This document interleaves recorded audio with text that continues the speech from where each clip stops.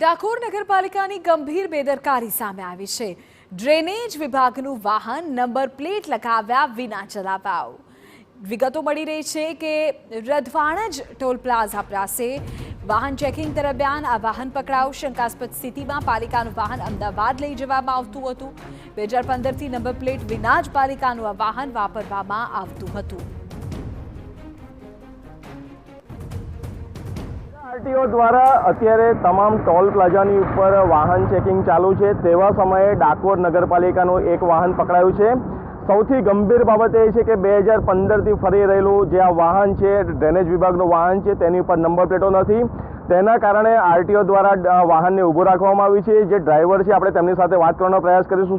શું નામ છે તમારું? દિલીપભાઈ સોલંકી। આ કયા નગરપાલિકાના કર્મચારી છો? આ વાહન લઈને ક્યાં જતા હતા? ડાકોર નગરપાલિકા।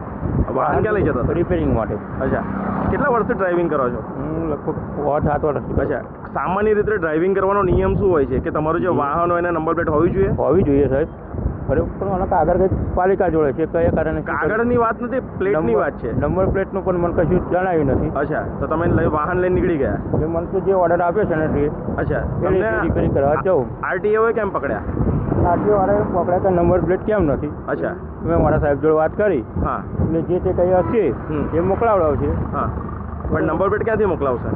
એટલે કાગળ હશે નંબર પ્લેટનું ને એવું બધું કદાચ તો મોકલાવડાવશે, બાકી આગળ આપણે કશું જાણતા નથી। બરાબર, પણ તમે જ્યારે વાહન લઈને નીકળ્યા તમને ખબર ના પડી કે નંબર પ્લેટ વગરનું વાહન લઈને જઉં છું તો પ્રોબ્લેમ થઈ શકે છે કોઈ?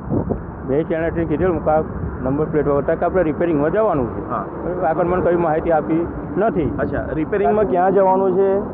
મારોટીમાં। અચ્છા, અમદાવાદ? અમદાવાદ મારો। અચ્છા, તો એના કોઈ ડોક્યુમેન્ટ આપ્યા છે કે ભાઈ શું રિપેરિંગ કરવાનું છે? મોબાઈલની અંદર એડ્રેસ સેન્ડ કરી આપેલું, બરાબર, આ જગ્યાએ તમારે જવાનું, ગાડી મૂકી આવવાની રિપેરિંગ માટે, બસ આગળ આપણે કશું જાણતા નથી। અચ્છા, જે વાહન ચાલક છે તે પોતાની બેદરકારી ન હોવાનું જણાવી રહ્યા છે, પરંતુ ડાકોર નગરપાલિકાની ગંભીર બેદરકારી છે।